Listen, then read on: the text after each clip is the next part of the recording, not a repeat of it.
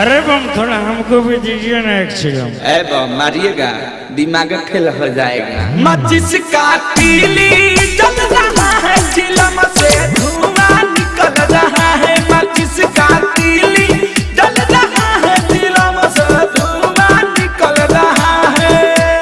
जैसी हो जय जय बम बोले जय जय, जैसी हो जय जय बम बोले जय हो। डीजे विकास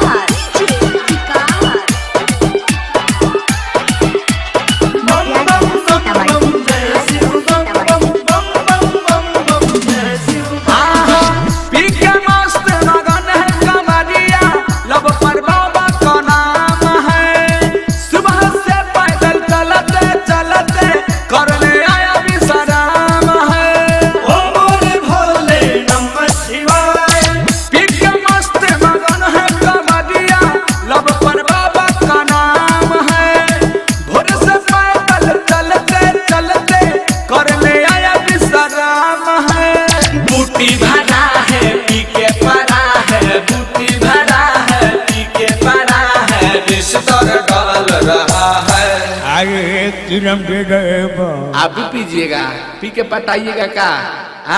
माचिस का तीली जल रहा है चिलम से धुआं निकल रहा है। माचिस का तीली जल रहा है चिलम से धुआं निकल रहा है। जैसी हो जय जय बम बोले जय जय, जैसी हो जय जय बम बोले जय हो। Recording by R digital recording studio छोड़ादाना।